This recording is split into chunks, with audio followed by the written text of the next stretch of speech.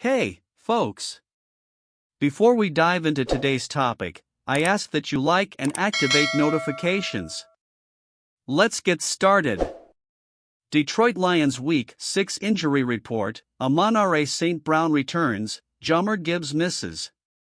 Checking in on the Detroit Lions' initial Week 6 injury report, as they prepare to take on the Tampa Bay Buccaneers.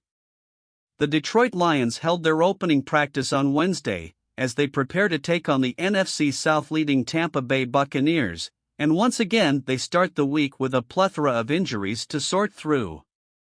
Let's jump right in. Note, any new changes from last week's injury report will be bolded. Injured reserve, non-football injury list. QB Hendon Hooker, ACL NFI eligible to return at any time. FB Jason Cabinda, knee IR eligible to return in Week 9. OT Matt Nelson, ankle IR eligible to return in Week 8. Edge Josh Paschal, knee IR eligible to return at any time. Edge James Houston, fibula IR eligible to return in Week 7. CB Khalil Dorsey, illness IR evaluation clock started, days remaining, 21. DB CJ Gardner Johnson, pectoral IR eligible to return in Week 7.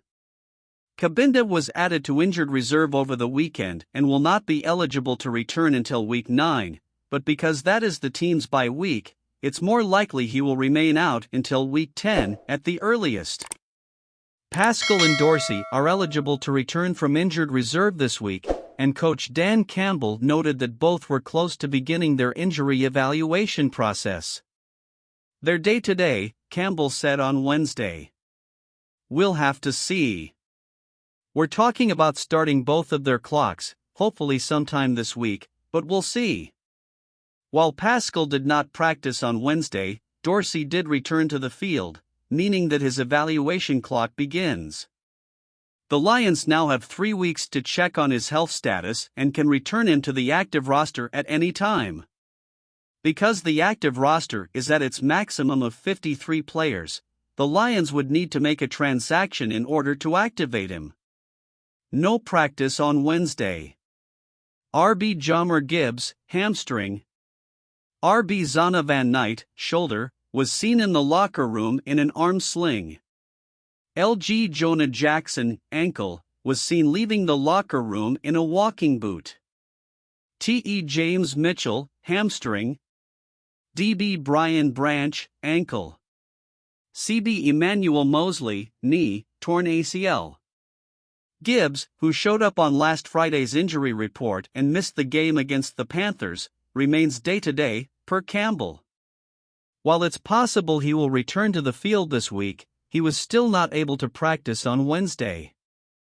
Knight injured his shoulder in the Panthers game and was seen in the locker room following the game with his left arm in a sling. His status seems very much in doubt for this week's game, and he could be a candidate for injured reserve if the injury is significant enough. Jackson was also injured against the Panthers, sitting out the final drive, and was seen leaving the locker room in a walking boot. His status remains very much up in the air for this upcoming game against the Bucs. Mitchell, like Gibbs, also injured his hamstring last Friday and missed the Panthers game, but Campbell was not as encouraged about his potential availability this week. That said, Campbell did confirm that Mitchell's injury is not considered long-term. He's another one I'd say day-to-day, Campbell said on Wednesday. He's probably lesser, ready to return, than those other two we were talking about, Brian, Branch and Gibbs. Branch indeed was labeled day-to-day by Campbell as he continues to recover from his ankle injury suffered in Week 4. Branch was working with trainers off to the side of the practice field today, an encouraging sign he is improving. Still, like Gibbs, he will have a chance to return for this game, but only if he finds the practice field soon. Mosley tore his ACL against the Panthers, Campbell confirmed on Monday, and he will be headed to injured reserve ahead of this upcoming game. Limited practice.